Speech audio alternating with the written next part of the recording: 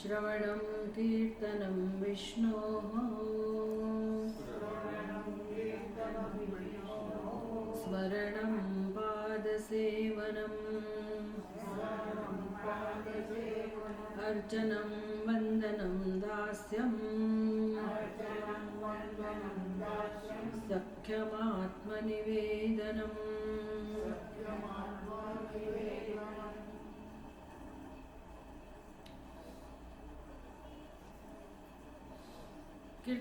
કીર્તન ભક્તિ એનું મહત્વ ભગવદ્ ગીતામાં જે કહેલું છે એ આપણને સમજાયું અને એનો પ્રભાવ કીર્તન ભક્તિનો આપણા વ્યક્તિત્વ ઉપર કેવી રીતે પ્રભાવ પડે છે. અપિ ચેત સુદુરાચારઃ ભજતે મામ અનન્યભાવ સાધુ એવ સ મંતવ્યઃ સમ્યક વ્યવસિતો હિ સહ ક્ષિપ્રમ ભવતિ ધર્માત્મા શાશ્વત શાંતિ નિગચ્છતિ કૌંતેય પ્રતિજાનીહિ ન મે ભક્ત પ્રણશ્યતિ. ઘણી બધી વસ્તુઓ આ શ્લોકની અંદર કહેવામાં આવે. ભગવદ્ ગીતાના 9મા અધ્યાયમાં 30મો અને 31મો શ્લોક છે. સમ્યક વ્યવસિતો હિ સહ એટલે જે મનુષ્ય પોતાની બુદ્ધિનો ઉપયોગ કરે છે અને વસ્તુને સમજીને પોતાના જીવનના ધ્યેયને સમજીને જે મનુષ્ય નિશ્ચય કરે છે કે મારે મારા જીવનનો સદુપયોગ કરવો છે. અને સદુપયોગ કરવો એટલે શું?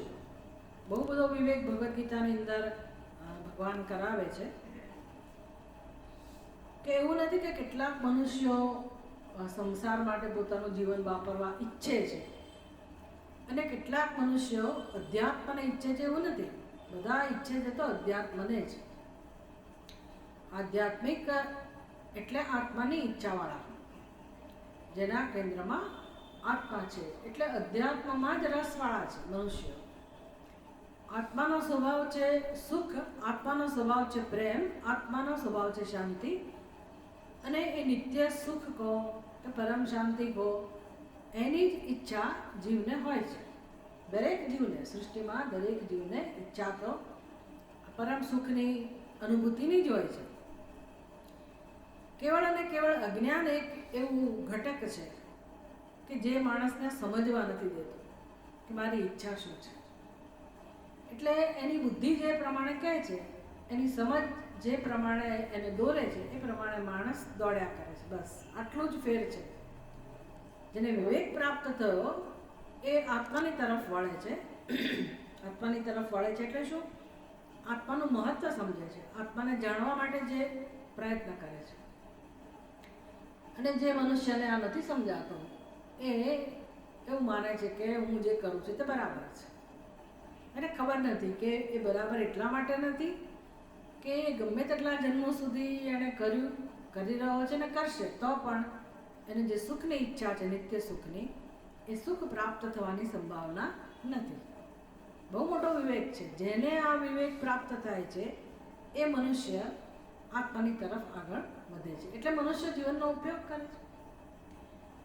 વ્યવસિતો હિ સહ, જે મનુષ્ય નિશ્ચય કરી લે છે, સમ્યક વ્યવસિતો હિ સહ, જેણે પોતાની બુદ્ધિમાં આ નિશ્ચય કરી લીધો.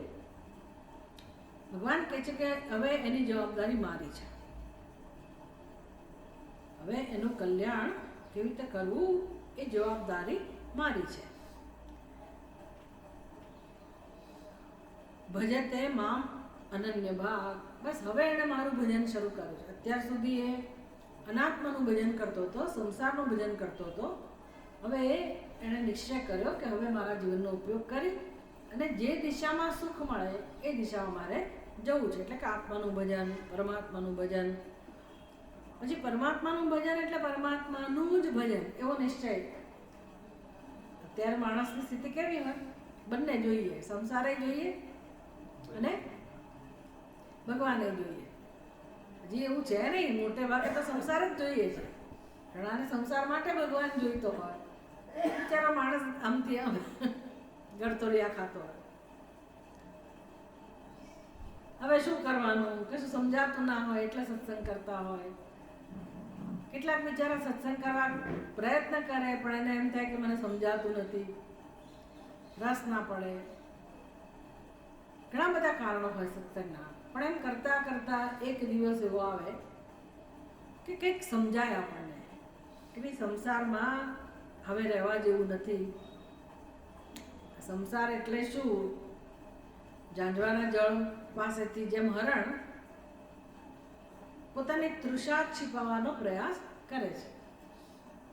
મૃગજળ પાસેથી હરણ જેમ પોતાની તરસ छिपाવવા માટે દોડે છે. પાણી તો મળતું જ નથી, તરસ તો छिपाते જ નથી, ઉપરથી એ થાકી જાય. તરસ લાગી હતી એટલે બિચારો વધારે તરસ્યું થાય અને શક્તિ પણ ગુમાવી બેસે દોડવાની અને છેવટે મરણને શરણ થાય. એ જ સ્થિતિ આપણી છે, એ જ સ્થિતિ છે. પેલું અબોધ છે હરણ, એને ખબર નથી પડતી કે આ અહીંયા જળ નથી, જળનો આભાસ. આપણે અહીંયા અબોધ છીએ કે જેને વિષયને સત્યતા આપીએ છીએ એની આપણને ખબર નથી કે ત્યાંથી સુખ મળવાની સંભાવના નથી અને દોડ્યા કરીએ છીએ. જે જન્મમાં સમજાય એ જન્મમાં આપણે એનું આકર્ષણ છોડીએ. બાકી અત્યારે તો બંને ગમે, સંસારે ગમે. સંસાર એટલો બધો પ્રિય હોય. એ પ્રિય છે એનું કારણ એક જ છે કે બુદ્ધિનો ઉપયોગ નથી. જેમ જેમ તમે બુદ્ધિનો ઉપયોગ કરો એમ સંસારમાં કશું પ્રિય નથી, ચોખ્ખું સમજાય. વિચારમ ન સહતે, તમે વિચાર કરો ને એ સહન ના થાય અહંકારથી, એટલે તમને વિચાર કરવા જ ના દે. એટલે એને એની દુનિયા સત્ય જણાય. પોતાની જે સમજ છે, પોતાની જીવવાની વ્યવસ્થા છે એ જ એને સત્ય જણાય. જેમ જેમ વિચાર શરૂ થાય સત્સંગથી તેમ તેમ પછી ભગવાનનું મહત્વ સમજાય. પછી એક સમય એવો આવે કે હવે ભગવાન જ મહત્વનો બને, કારણ કે સંસાર મૃગજળ સમાન છે, અથવા તો એમાંથી ક્યારેય સુખ મળવાની સંભાવના જ નથી. અથવા તો આજે સવારે સરસ ચર્ચાનો વિષય હતો બ્રહ્મસૂત્રની અંદર કે ભાઈ ઉપનિષદના વાક્યો એવું કહે છે કે ભાઈ આત્માનું ભજન થવું જોઈએ, આત્મા વારે દ્રષ્ટવ્ય, આત્મા વારે શ્રોતવ્ય. આ બધા વાક્યો તમારા જીવનમાં કંઈક કરવાનું જ કહે છે ને. તો કે ના, ખરેખર કશું કરવાનું નથી કહેતા. ભલે વાક્યોનો અર્થ એવો થતો હોય કે તમે આમ કરો, પણ કહેવાનું તાત્પર્ય એ છે કે તમે હવે સત્યને મહત્વ આપતા શીખો, સત્યને સમજો, તમારી ઈચ્છાને ઓળખો અને એ ઈચ્છાની પૂર્તિ માટે જે દિશામાં પ્રયત્ન કરવો જોઈએ એ દિશામાં તમે પ્રયત્ન કરતા શીખો, ઉપયોગ કરો જીવનમાં. આવું સમજાવે છે ઉપનિષદ. આવું જેને સમજાવ્યું, ભગવાન કહે છે કે મામ અનન્ય ભાગ ભજતે. હવે મનુષ્ય મારું ભજન કરતા શીખે છે. બસ એકવાર નિશ્ચય થાય પછી કોઈની તાકાત નથી આપણને કોઈ ડગાવી શકે. આપણી તકલીફ ક્યાં છે? નિશ્ચય થતો નથી. નિશ્ચય કેમ નહીં થતો હોય? નિશ્ચય કેમ નહીં થતો હોય? વિચાર કરતા નથી, સત્સંગ કરતા નથી. કે ઘરવાળે કે વિચાર ના આવે. હા, એવું થાય કે ચાલો મંદિરમાં જવું જોઈએ, પૂજા કરવી જોઈએ, આ ગ્રહણ છે તો કંઈક આપણે ભગવાનનું નામ લઈ, કશું કેવું થાય. બાકી ઘરમાં રહીને કોઈને વિચાર કરવાનું સૂચતું નથી. બુદ્ધિ જેવી તૈયાર ના હોય આપણી. બુદ્ધિમાં વિચાર શું આવે ભાઈ? બહેન હોય તો એવું વિચાર આવે કે આજે શું બનાવશું, અને ભાઈ હોય તો શું કે આજે શું બનાવવાના છો. આ સિવાય કશું ના હોય, એ સિવાય કશું સૂજે બૂજે નહીં. એટલે વિચાર તો ક્યારે થાય? સત્સંગ કરીએ ત્યારે. સત્સંગ માધ્યમ છે ચિંતન માટેનું. તો સત્સંગમાંથી જે વિવેક પ્રાપ્ત થાય અને ભગવાનના ભજન માટે પ્રીતિ જન્મે, તો ભગવાન કહે છે ભલે ને મહાપાપી હોય પણ એકવાર એણે નિશ્ચય કર્યો કે મારે પરમાત્માની પ્રાપ્તિ કરવી છે, પરમાત્માને સમજવો છે, પરમાત્માનું ભજન કરવું છે. ભગવાન કહે છે કે તમારે એને ધર્માત્મા સમજવો જોઈએ. એ ઢોંગ નથી કરતો એટલે. બાકી ઢોંગી લોકો બહુ હોય, તો ભગવાન એને જાણે છે. એટલે આપણે એને પાપી કહીએ, પણ ખરેખર જો એને નિશ્ચય કર્યો હોય તો ભગવાન એને ઓળખી લે છે. એટલે ભગવાન કહે છે ક્ષિપ્રમ ભવતી ધર્માત્મા શશ્વત શાંતિ નિગચ્છતિ કૌંતેય પ્રતિજાનિહિ નમે ભક્ત પ્રણશ્યતિ.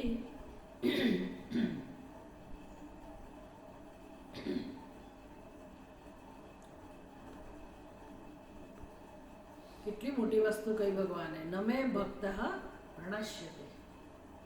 અંદર ઉતરી જાય ને આપણા હૃદયમાં ભગવાનના શબ્દો.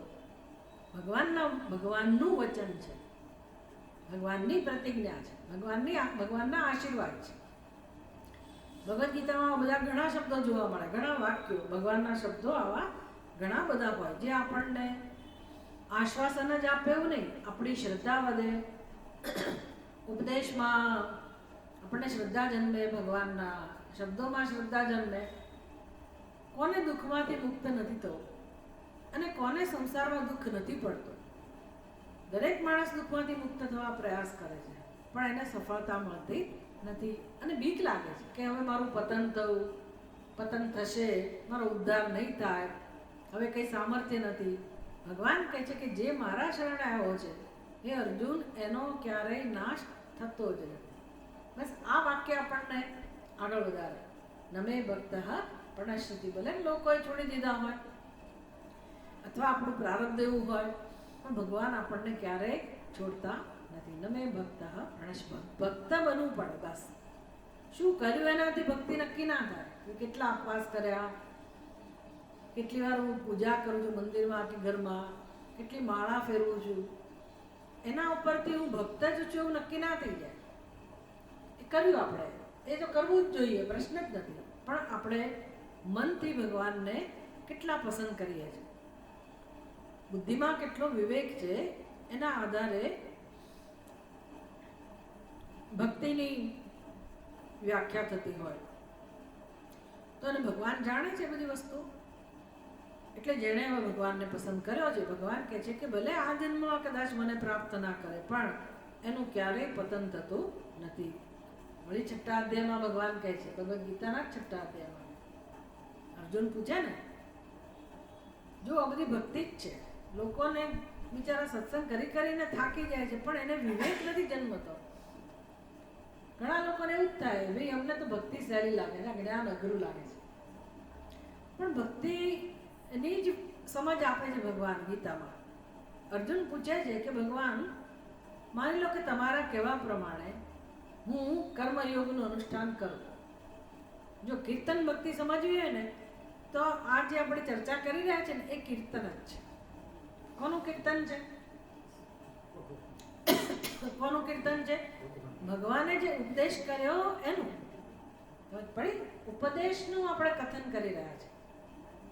કાં તો તમે ભગવાનના ચિત્રનું કથન કરો, એની કથા કરો, ભગવાનના જીવનની લીલાઓની કથાનું ગાન કરો, કે ભગવાનના સ્વભાવનું તમે કથન કરો.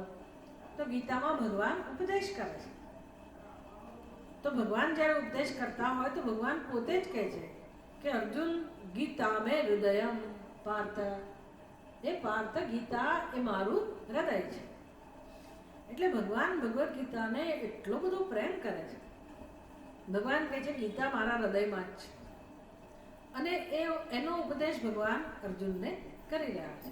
ભગવાન પોતે જ કથન કરે છે, ગીતામાં કીર્તન કરી રહ્યા છે. એ કીર્તનનો લાભ અર્જુનને મળ્યો, અને એ જે કંઈ એની ગ્રંથની રચના થઈ શ્લોકોના માધ્યમથી વ્યાસજીએ કરી, એનો લાભ આપણને મળે છે. ક્યારે મળે? જ્યારે આપણે આ પ્રકારે અનુવાદ કરીએ કે ભગવાને શું કહ્યું ગીતામાં. તો કીર્તન ભક્તિ જ થઈ ને, ભક્તિ જ છે આ. એટલે ભગવાન કઈ રીતે જીવને પોતાની તરફ વાળે છે. કેટલા વચનો દ્વારા, પ્રતિજ્ઞા દ્વારા, આશ્વાસન દ્વારા. એટલે માણસોના વચનથી આપણે કંટાળી ગયા હોય કે આ તો બોલે છે પણ કરશે કે કેમ ખબર નથી.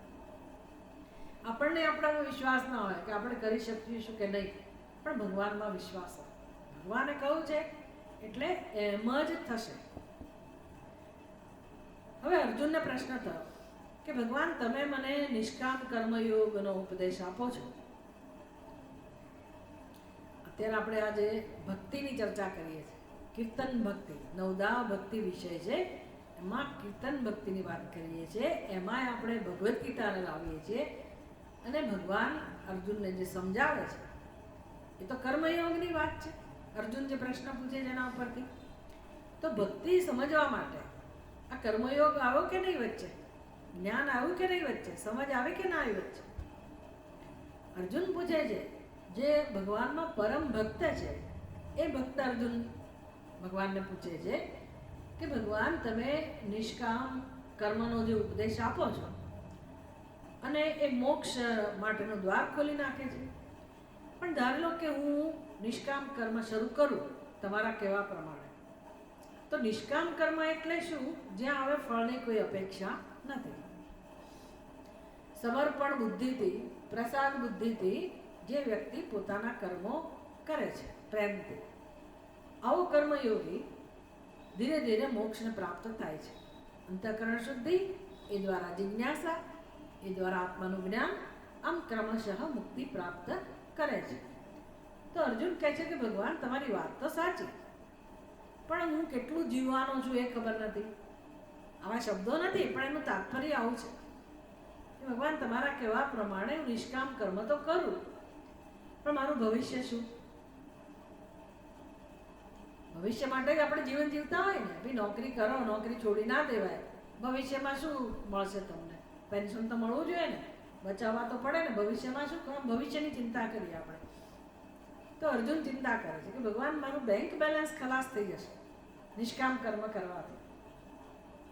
સકામ કર્મ કરવાથી, પુણ્ય કર્મ કરવાથી, સત્કર્મ કરવાથી પુણ્ય મળે અને એ પુણ્ય ભવિષ્યમાં આપણી રક્ષા કરે. નિષ્કામ કર્મમાં આવું બધી ગણતરી આવતી નથી, પુણ્યની ગણતરી નથી. વિચારવા જેવું છે કે આપણે બધા કર્મો પુણ્ય માટે કરીએ છીએ. જે કરતા હોઈએ, યજ્ઞ કરતા હોય, ઉપવાસ કરતા હોય, જપ કરતા હોય, ફલાણું ઢીંગણું, ગણતરી હોય, અંદર અપેક્ષા હોય. એટલે નિષ્કામ કર્મ અર્જુન ગંભીરતાથી પૂછે છે કે ભગવાન હું એવું કર્મ કરું જ્યાં પુણ્યની અપેક્ષા ના રાખું, તો ભવિષ્યમાં મને સુખ તો નહીં જ મળે, પુણ્યનું સુખ નહીં મળે. જે મનુષ્ય પુણ્ય મેળવવા માટે કામ કરે છે એનું ભવિષ્ય સિક્યોર થઈ ગયો, એટલે હવે સલામત થઈ ગયો કે ભગવાને એને સુખ આપવું જ પડે, કારણ કે એને કર્મ કર્યું છે. નિષ્કામ કર્મ એટલે શું? ત્યાં ભવિષ્યની ગણતરી નથી. ત્યાં તો તમે કર નેકી ફેંક સમંદર મેં, નેકી કરીને ભૂલી જાઓ, પછી કોઈ ભગવાનની પાસેથી અપેક્ષા નહીં રાખવાની. એનું નામ નિષ્કામ કર્મ. અને કર્મયોગમાં તો એ જ મુખ્ય ઉપદેશ છે. એટલે અર્જુન કહે છે કે ભગવાન હું જો આવું જીવન જીવું અને પછી મને મોક્ષ તો હજી મળ્યો નથી, આત્મજ્ઞાન ધારો કે હજી નથી મળ્યું, અને મારું અધવચ્ચે મૃત્યુ થઈ જાય, તો નવો જન્મ તો મને મળશે જ પાછો. મોક્ષ નથી મળ્યો એટલે તો નવા જન્મમાં ભવિષ્યમાં મને સુખ કેવી રીતે મળશે? કારણ કે મારા ખાતામાં કોઈ પુણ્ય જમા નથી કર્યું મેં. મોક્ષ મળી ગયો હોય તો ચિંતા નથી, તમે મુક્ત જ થઈ ગયા દુઃખમાંથી. મોક્ષ એ મળ્યો નથી એટલે અહીંનાય નહીં અને ત્યાં નહીં. મારી સ્થિતિ એવી થઈ જશે તો થાય ને ચિંતા. બહુ પ્રેક્ટિકલ વસ્તુ છે. અર્જુન પૂછે છે ભગવાનને, અને ભગવાન વચન આપે છે કે અર્જુન એવું ક્યારેય બનતું નથી, એવું ક્યારેય નહીં બને. કેમ? તો કે ફરી જન્મ મળશે એ એવી જ જગ્યાએ મળશે કે જ્યાં ફરી તું તારું કલ્યાણ કરી શકે, ફરી તારો ઉદ્ધાર થાય એવી તક તને મળે. એવી જ જગ્યાએ હું તને જન્મ આપું છું, તને આપીશ, બધા જીવોને આપું છું, તને આપીશ. વળી એક જગ્યાએ ભગવાન કહે છે યોગક્ષેમં વહામ્યહમ અનન્ય ભક્તા ચિંતયંતઃ મામ. જે અનન્ય બનીને મારું ચિંતન કરે છે, હું એના જીવનનો યોગ અને ક્ષેમનું વહન કરું છું. બધા વચનો છે ભગવાનના. આ કીર્તન ભક્તિનો એક પ્રકાર તો જો ભગવાન આવું કહે છે અને આપણે એ શબ્દોને દોહરાવીએ તો આપણા મનમાં પણ શ્રદ્ધા જન્મે, અને જે વ્યક્તિ આ સમજે છે એના મનમાં પણ શ્રદ્ધા જન્મે. કેમ? તો કે ભગવાનના વચન છે. ભગવાન ખાતરી આપે છે ન મે ભક્ત પ્રણશ્યતિ, મારા ભક્તનો નાશ થવાનો નથી.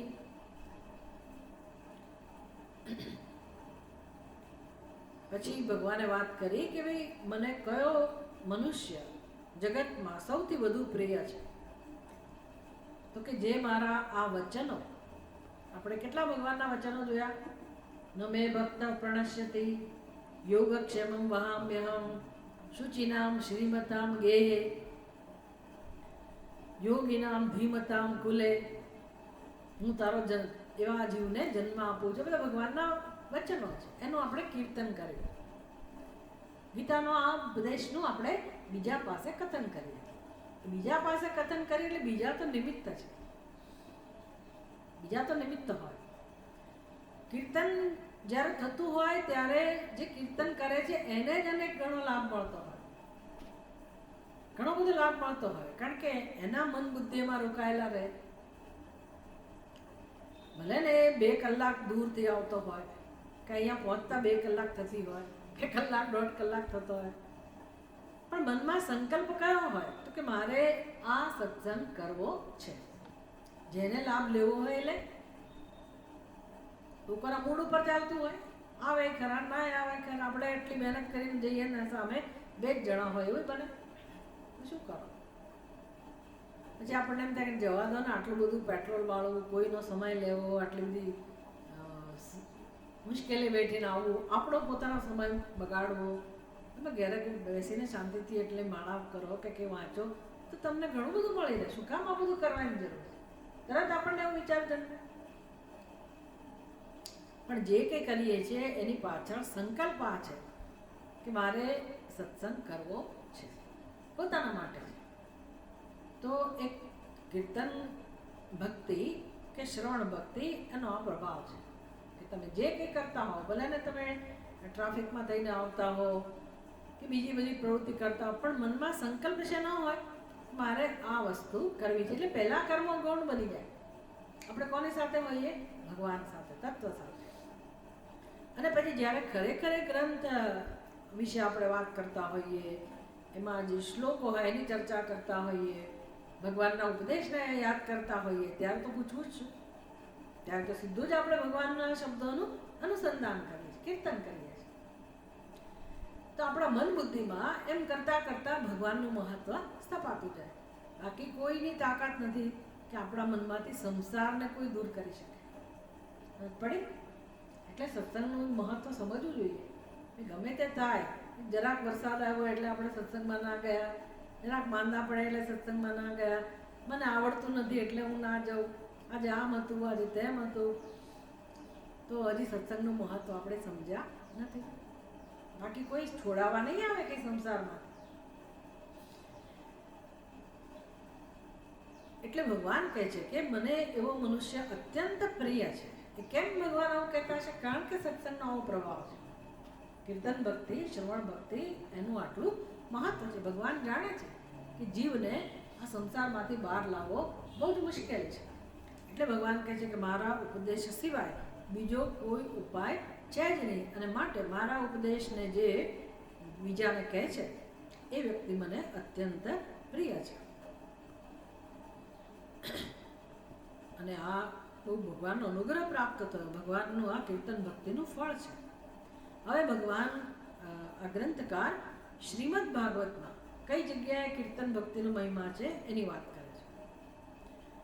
બ્રહ્મા પિતૃહા ગોદ્નઃ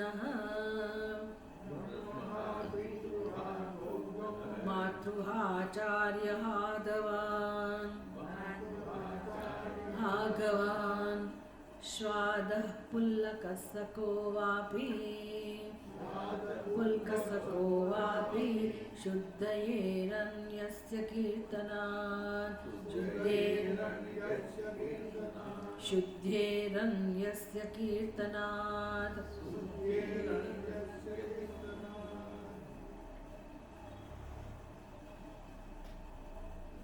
કેમ એમાંથી જતા રહ્યા લોકો?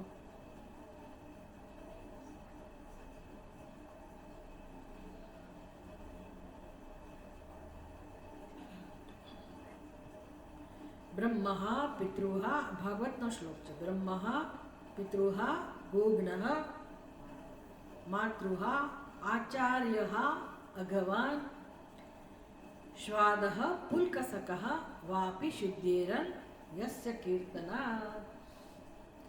મહિમા કોનો છે? કીર્તનનો, કીર્તન ભક્તિનો. યસ્ય કીર્તના, જેના કીર્તનથી.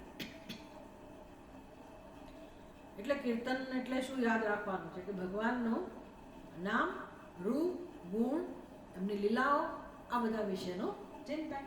નામનો મહિમા જ એટલો બધો છે, અને કળિયુગમાં તો પૂછો જ નહીં. ભગવાનના નામનો મહિમા એ કોના જેવું છે? તો કે જેમ જેમ આપણે રસાયણનું સેવન કરીએ અને કેવાનો પ્રભાવ ઉત્પન્ન થાય, એવી રીતે નામ રસાયણ છે. એટલે હવે એ જે વ્યક્તિ એનો અનુભવ કરી શકે, જે વ્યક્તિ કરે એને એનો અનુભવ થાય. નામનો મહિમા શું છે? કોઈ પૂછે ધારો કે, તો હવે આ કોના જેવું છે? તો કે સાકરનો મહિમા શું છે? તમે કોઈને પૂછો સાકરનો મહિમા શું છે, ગોળનો મહિમા શું છે, અને ગમે તેટલું એ લાંબુ લાંબુ વર્ણન કરે, આપણને ઉપયોગી ના થાય. ક્યારે સમજાય? ક્યારે ઉપયોગી થાય? ચાખીએ ત્યારે. એટલે નામનો મહિમા, એનો જે રસ, એનો સ્વાદ છે, એ તો ક્યારે સમજાય? જ્યારે આપણે નામ જપ કરીએ ત્યારે. બસ એવી રીતે કીર્તન ભક્તિની વાત છે. આવો જે વ્યક્તિ છે, હવે કોનું કીર્તન કરીએ છીએ એ મહત્વનું છે. અત્યારે આપણે કીર્તન તો કરીએ જ છીએ, જે કંઈ મનમાં વિચારીએ છીએ, બુદ્ધિમાં જેનો નિર્ણય કરીએ છીએ. કીર્તન એટલે માત્ર એવું નહીં સમજવાનું કે વાણી પ્રગટ થાય નામ કીર્તન. વાણી પછી પ્રગટ થાય. રામ રામ રામ રામ, ઓમ નમો ભગવતે વાસુદેવાય, શ્રી કૃષ્ણ ગોવિંદ હરે મુરારે, શ્રીનાથ નારાયણ વાસુદેવ. તમે જે કંઈ બોલો એ આમના યંત્રની જેમ નથી બોલાતું. નહીતર જો એવું જ હોત તો પેલી કેસેટ પ્લેયર એક જમાનામાં વાગતી ને, તો પુણ્ય કોને મળે? કેસેટને મળે ને. એવું હતું હશે. આપણી કરતાં એ વધારે સારું બોલે છે. 3-4 કલાક સુધી એક ધારું, એક સરખા અવાજે હોય છે કે નહીં? સંગીત સાથે સરસ મજાનું કીર્તન તમે ચાલુ કરી દો અને એમ કહો કે અમે કીર્તન કર્યું, તો ઠીક છે, તમે સાંભળ્યું એટલો સમય તમને આનંદ મળ્યો. પણ ખરેખર કીર્તન કોને કહેવાય? વાણીથી પ્રગટ થાય છે એને કીર્તન નથી કહેવાતું. તો વાણીમાં પછી પ્રગટ થાય. પહેલાં મારી બુદ્ધિમાં એનું મહત્વ સ્થપાય કે હું કોનું નામ લઉં છું. બુદ્ધિમાં નિશ્ચય થાય કે હું કોનું નામ લઈશ. જેમ કે તમે કદાચ સાંભળ્યું હોય કે ચંદ્રગ્રહણ અત્યંત પવિત્ર કાળ છે. એ 3-4 કલાક દરમિયાન તમે પ્રેમથી ભગવાનનું નામ લો તો એનું પુરશ્ચરણ જેટલું ફળ મળે. આપણા દેશમાં બધું છે, પણ આપણે કશું એને મહત્વ આપતા નથી. કે આ વૈજ્ઞાનિક રીતે એનું શું મહત્વ છે? તો ચંદ્ર જેટલો સમય માટે ગ્રહણ થાય છે, એટલા સમયની અંદર ઘણા વર્ષો પસાર થઈ જાય છે. કેટલા બધા યુગમાંથી, કેટલા બધા વર્ષોમાંથી આપણે પસાર થઈ ગયા. આખી પૃથ્વી ઉપર જ્યાં એનો વધારે પ્રભાવ હોય ત્યાં તો ખરું જ, અન્ન ઉપર પણ એટલો જ પ્રભાવ કે ભાઈ તમે જે અન્ન રસોઈ બનાવી દીધી હોય, બની ગયું હોય, પાકી ગયું હોય, એ અન્નમાં એટલા કાળનો પ્રભાવ પડે છે. એટલે એટલા માટે અન્ન પછી ફેંકી દેવાય. એ વખતે તો ખવાય જ નહીં. અને ઘરમાં તમે રાખી મૂક્યું હોય તોય જે ધર્મમાં માનતા હોય, આ બધું માનતા, એ લોકો ફેંકી દે, ના ખાય. પાણી એ તે માટલામાં ભરતા પહેલાના જમાનામાં તો ઢોળી નાખાય, ન પડે. તાજું પાણી ભરે. એટલે પાછળના કારણો છે આ બધા. હવે એ જ અન્ન, આપણું શરીર એટલે શું? શરીર એટલે શું? એ જ અન્ન. રોજ રોજ આ શરીર શેનાથી પોષાય છે? ખાલી વાતોથી પોષાય છે? વાતો થાય તો છે નહીં. સવારે શું ખાશું, બપોરે શું ખાશું, અન્નથી જ પોષાય છે ને. એટલે આ શરીર અને અન્નમાં કોઈ અંતર નથી. અન્નનું જ આ કાર્ય છે. તો એના ઉપર પણ પ્રભાવ પડે કે ના પડે? ચંદ્રગ્રહણનો અંતઃકરણ પર શું પ્રભાવ પડે. એટલે જો એ વખતે એ સમયે આપણું ચિત્ત, મન, બુદ્ધિ આ બધું જ આપણે ભગવાન નામમાં રોકેલું હોય તો સ્વાભાવિક છે કે ભલે ને એક માળા કરી, બે માળા કરી, પણ એનું કરોડોમાં રૂપાંતર થઈ જાય. કારણ કે ગણતરીમાં એ એટલા જ વર્ષો પસાર થઈ ગયા છે. આવું છે.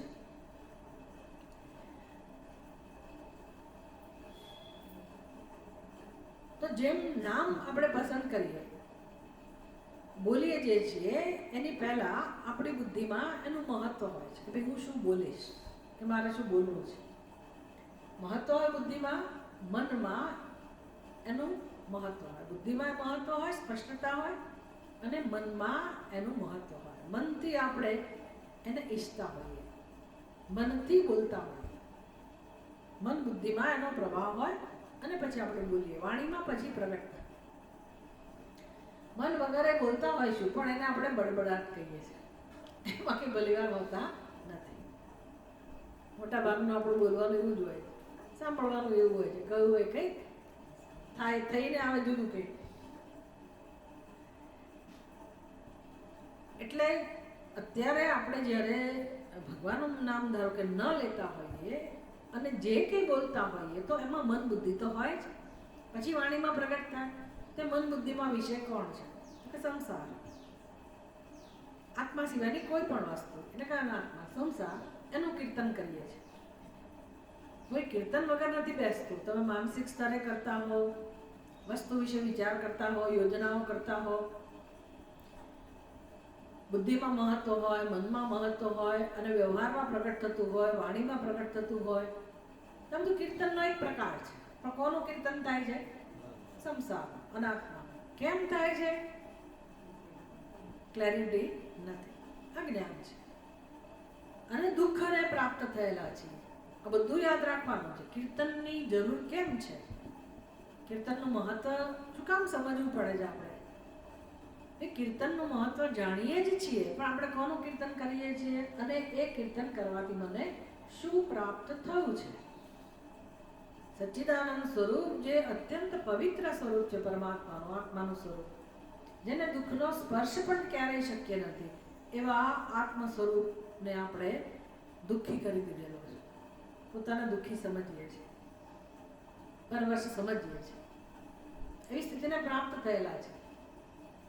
અલ્પતાને, બિચારાપણાને એને પ્રાપ્ત થયેલા છે. અને હવે થોડું કંઈક કરીએ, કંઈક ભગવાનનું નામ લઈએ, આમ જરાક કરીએ એવો પ્રયાસ થઈ રહ્યો છે.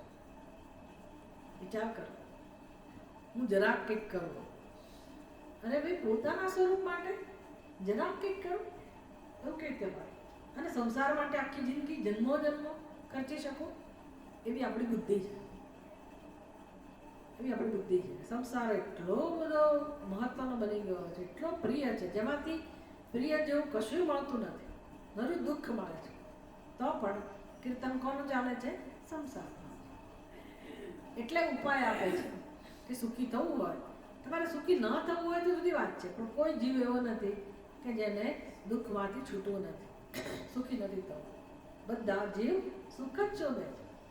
જે કંઈ કરે છે એના પાછળ સુખ જ શોધે છે, એને ખબર નથી કે આ રીતે ન કરાય.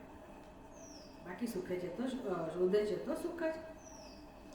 એટલે ભક્તિમાં તો માત્ર આપણને રસ્તો બતાવે છે. ભાઈ તમારા હૃદયમાં પ્રેમ તો છે, પણ તમે પ્રેમથી કોને પકડી રાખ્યું છે? તો કે જળ વસ્તુને, અનાત્માને, કલ્પનાને, તમારી જ કલ્પનાને તમે પકડી રાખી છે.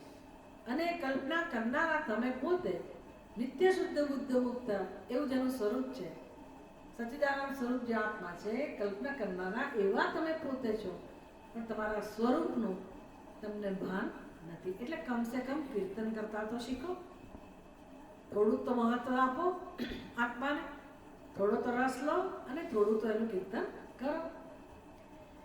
જે વ્યક્તિ આવું કીર્તન કરવાનું શરૂ કરે છે એ માણસ જન્મોથી ખોટું કરતો જ આવ્યો હોય, એટલે એના દ્વારા કેટલી હત્યાઓ થઈ હોય, આ જન્મમાં ભલે ના થઈ હોય, પૂર્વના જન્મમાં થઈ હોય.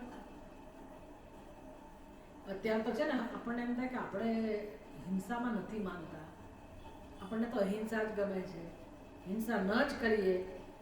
પણ રોજ હિંસા થાય છે. મચ્છર તો બિચારા ઠીક છે, અમે મચ્છરો માટે જાળી નખાવી દીધી, મચ્છર આવે જ નહીં. પણ અત્યારે પેલી ચૂડવેલ, ચૂડેલ નહીં, ચૂડવેલ, એનું નામ ચૂડવેલ છે.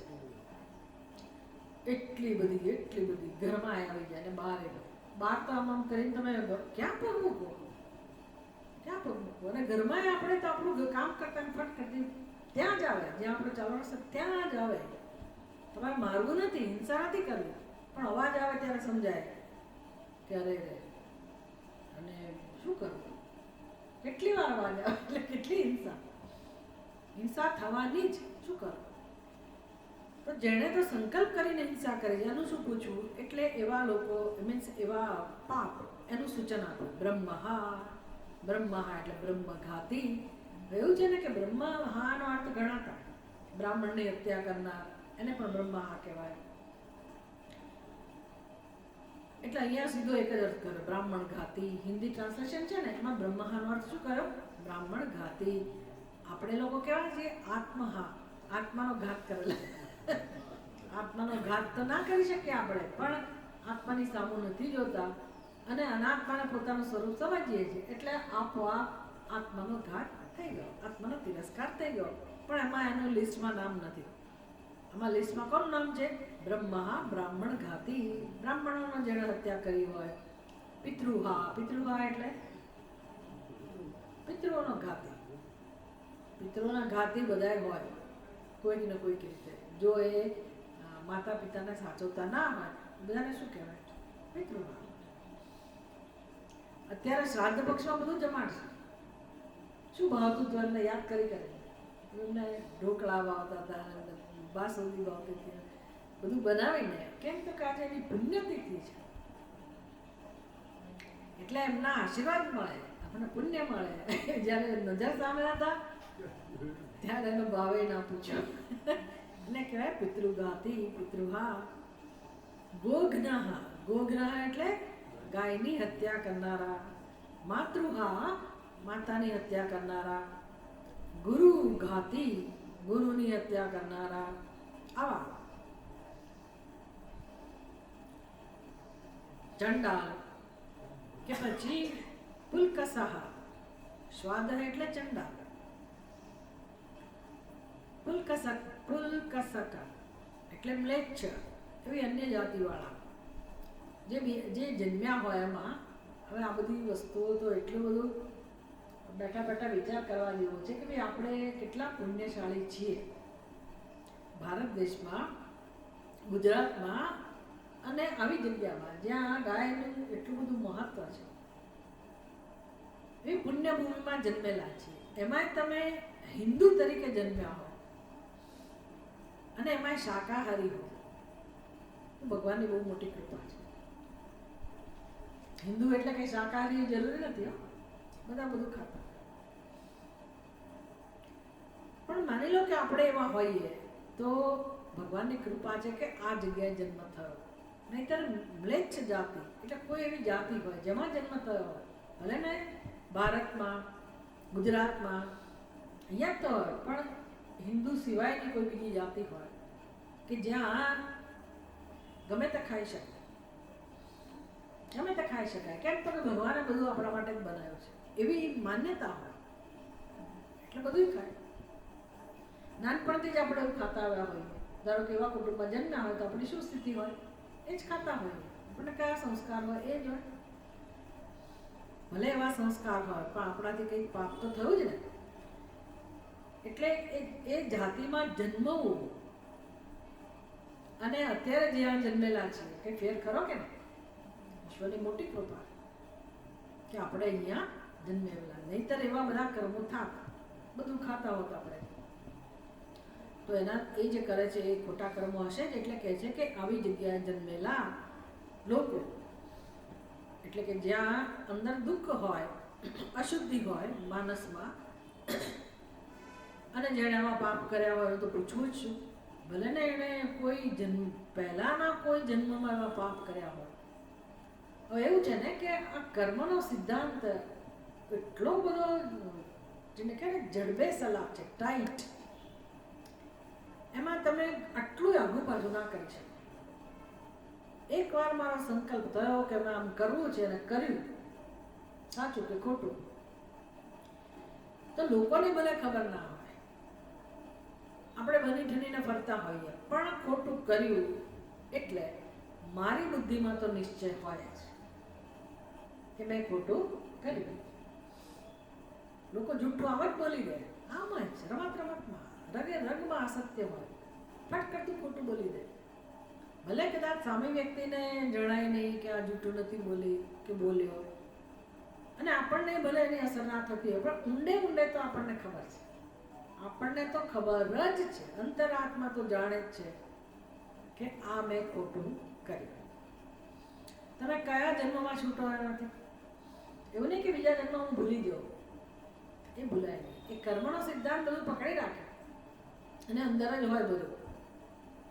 એટલે જેમ જેમ આપણે અસત્ય બોલતા જઈએ તેમ તેમ આપણને આપણા માટે માન ઓછું થતું જાય. લોકો ભલે માન આપે, આપણને ખબર ના હોય, પણ અંદર યુદ્ધ શરૂ થાય. કઈ રીતે? હું મને પોતાને જ આદર ના આપી શકું, હું જ મારો સ્વીકાર ના કરી શકું. આ સિદ્ધાંત લોકો જાણતા નથી. એટલે પાપ છે આ બધું. તો આ મહાપાપ કર્યા હોય એ વ્યક્તિને પોતાના માટે ક્યાંથી આદર હોય? આવું જ્યારે વ્યવહારમાં જ અપ્રમાણિકતા હોય, છળ કપટ હોય, ચોરી હોય, અસત્ય હોય, તો એ વ્યક્તિ પોતે જ પોતાનો સ્વીકાર ના કરી શકે, તો આવા મોટા કૃત્ય કર્યા હોય તો એ વ્યક્તિ કેવી રીતે પોતાને માન આપી શકે? એટલે એના ઉપર ભગવાન ગમે તેટલી કૃપા કરે તો પણ એ વ્યક્તિ સુખી થઈ શકે નહીં, કારણ કે એ જ એનો અનાદર કરી રહી છે. તમે તમારી જાતને માન આપી જ ના શકો, સ્વીકાર જ ના કરી શકો જો આવા કર્મો કર્યા હોય તો. એક તો આ વસ્તુ, ભલે બીજો જન્મ મળ્યો, પહેલા કર્મો આગળના કોઈ જન્મમાં થઈ ગયા, હવે શું? તો કર્મનો સિદ્ધાંત કોઈને છોડતો નથી, એ આવીને પકડે અને આપણે કર્મ ભોગવવું પડે. તો કહે છે કે આવી જ્યારે વ્યવસ્થા છે ત્યારે કોણ છોડાવી શકે આપણને? કોઈ તાકાત નથી કે મને આમાંથી છોડાવી શકે. કઈ તાકાત છે? કીર્તન ભક્તિ, ઈશ્વરનું નામ. કીર્તન ભક્તિ. યસ્ય કીર્તના, યસ્ય કીર્તના, જેના કીર્તનથી, એટલે વિષ્ણુ સહસ્રનામની શરૂઆત થાય. કયો પ્રશ્ન પૂછવામાં આવ્યો, કયો ઉત્તર આપવામાં આવ્યો, કયો પ્રશ્ન પૂછાયો અને ઉત્તર ક્યાંથી શરૂ થયો? પ્રશ્ન કયો હતો? કયો જન્મ પાડવાથી મનુષ્ય જંતુ એ મોક્ષ ગતિને પામે? કોનું નામ જપવાથી? કોનું નામ જપવાથી? જંતુ વિષ્ણુ સહસ્ર નામની શરૂઆત.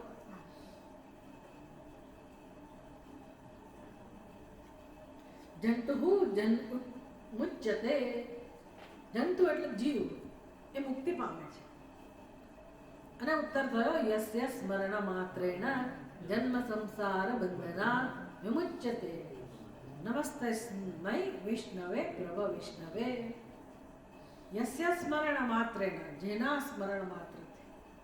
યસ્ય, અહીંયા શું કહ્યું? યસ્ય કીર્તના, એ જ યસ્ય, જેના સ્મરણથી, જેના કીર્તનથી, જેની ભક્તિથી, જેના પૂજનથી જીવાત્મા જન્મો જન્મના પાપથી મુક્ત થઈ જાય છે.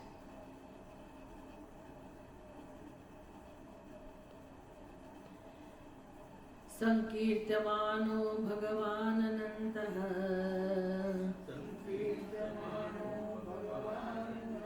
શ્રુતાનુભાવો વ્યસનમ હિ પુંસાં,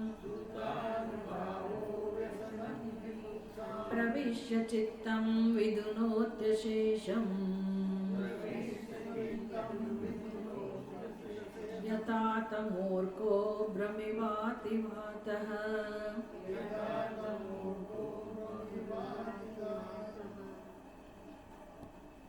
તમારા મોબાઈલમાં આવું થયું છે કે બીજી જગ્યાએ પણ આ જ વસ્તુ છે? આમાં જતા રહ્યા છે લોકો.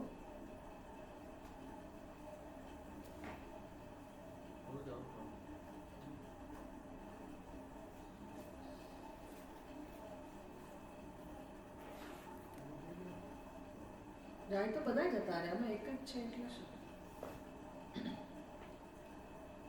સંકીર્ત્યમાનઃ ભગવાન અનંતઃ શ્રુતાનુભાવઃ વ્યસનમ હિ પુંસાં પ્રવિશ્ય ચિત્તમ વિધુનોત્યશેષમ યથા તમઃ અર્કઃ અભ્રમેવાતિવાતઃ.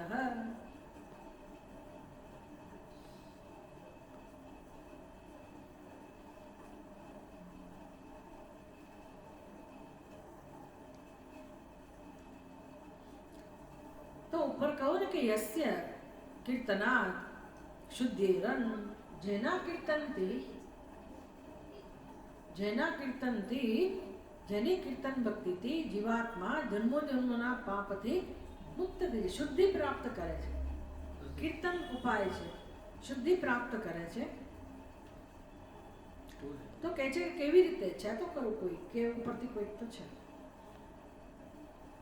તો કેવી રીતે શુદ્ધિ પ્રાપ્ત કરે છે? યથા તમઃ અર્કઃ અભ્રમિવાતિવાતઃ. દ્રષ્ટાંત આપ્યું કે જેવી રીતે સૂર્ય, અર્કઃ એટલે સૂર્ય, સૂર્ય જેવી રીતે અંધકારને દૂર કરે છે. ભ્રમિવાતિવાતઃ, અતિવાતઃ ભ્રમ ઇવ, અતિવાતઃ એટલે વાયુ, વાવાઝોડું, ઝડપથી ફૂંકાઈ રહેલો પવન. અતિવાતઃ એ શું કરે તો કે વાદળાના ઝુંડને વિખેરી નાખે. સૂર્ય શું કરે? જેવો સૂર્યનો ઉદય થાય એટલે અંધકાર ક્ષણ માત્રની અંદર દૂર થઈ જાય. આવી જ રીતે યસ્ય કીર્તના, જેનું કીર્તન કર્યું, સહ સંકીર્ત્યમાનઃ ભગવાન અનંતઃ, અનંતઃ ભગવાન વિષ્ણુ, કીર્ત્યમાનઃ સંકીર્ત્યમાનઃ જેનું પ્રેમથી સારી રીતે કીર્તન થયું હોય, સ્મરણ થયું હોય, ચિંતન થયું હોય, ભજન થયું હોય, આવા ભગવાન જેની સેવન, જેનું અનુસંધાન થયું હોય, જેણે કર્યું હોય, ભગવાનનું આ પ્રકારે કીર્તન થવાથી જેનો પ્રભાવ અનંત છે, એવા અનંત પ્રભાવવાળા, વિખ્યાત પ્રભાવવાળા ભગવાન સ્વયં ચિત્તમ પ્રવિશ્ય, ભગવાન શું કરે? શ્રુતાનુભાવઃ પુંસામ ચિત્તમ પ્રવિશ્ય, ભગવાન પોતે આપણા હૃદયમાં પ્રવેશે. કીર્તનનો પ્રભાવ સમજાવે છે. કીર્તનથી શું થાય? ભલે ને આપણે કીર્તન કરતા કરતા આમ ઘણું બધું જોતા હોઈએ, સાંભળતા હોઈએ, બીજે ચિત્ત હોય તો પણ કીર્તનમાં લાગેલા રહીએ તો એમ કરતા કરતા કીર્તનનું ફળ શું મળે? તો જેમ સૂર્યનો ઉદય થાય અને અંધકાર ક્ષણ માત્રમાં દૂર થઈ જાય, જેમ વેગથી વાયુ ઉત્પન્ન થાય અને વાદળોને એ છિન્ન ભિન્ન કરી નાખે, એવી રીતે ભગવાન આપણા હૃદયમાં પ્રવેશે છે. કયા ભગવાન? જેનું કીર્તન થઈ રહ્યું છે તે. સંકીર્ત્યમાન, સારી રીતે કીર્તિત, કીર્તિત એટલે જેનું કીર્તન થયેલું છે તેવા ભગવાન, જેનો પ્રભાવ અનંત છે એવા ભગવાન ચિત્તમ પ્રવિશ્ય, આપણને ગમે કે ના ગમે ભગવાન આપણા હૃદયમાં પ્રવેશે છે. સંકીર્ત્યમાનઃ શ્રુતાનુભાવઃ, શ્રુતાનુભાવ એટલે અતિ પ્રસિદ્ધ એવા, વિખ્યાત, જેની કીર્તિ ચારે બાજુ ફેલાયેલી છે એવા ભગવાન.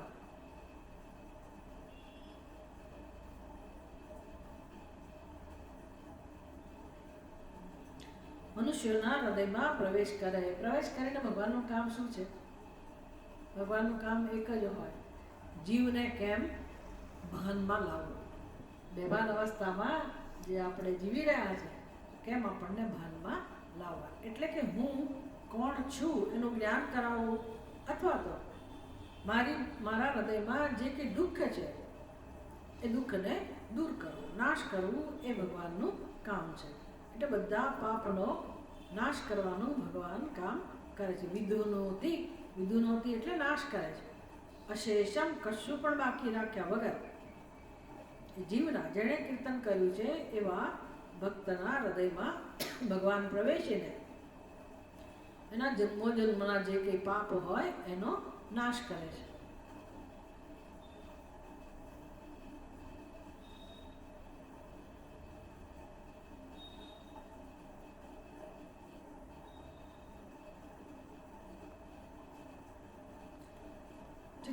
व्यसनम.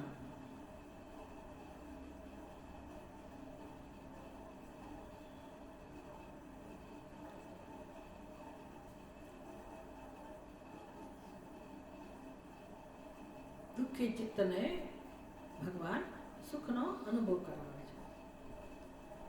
આપન્ન સંસ્કૃતિ ગોરા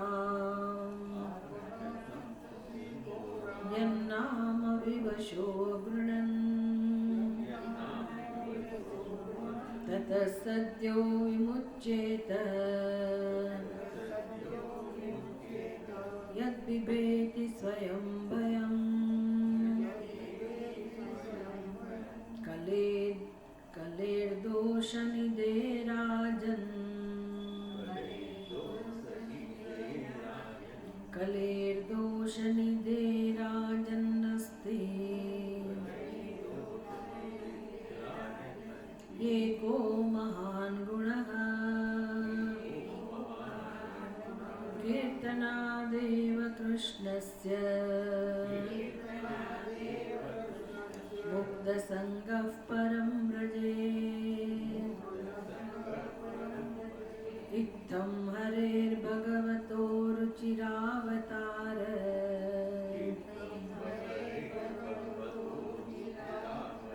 वीर्याणि बालचरितानि च शन्तमानि अन्यत्र चेह न श्रुतानि गृह्णन् मनुष्यः.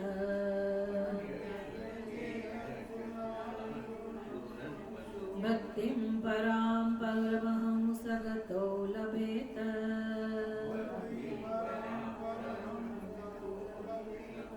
ॐ पूर्णमदः पूर्णमिदं पूर्णात् पूर्णमुदच्यते पूर्णस्य पूर्णमादाय पूर्णमेवावशिष्यते.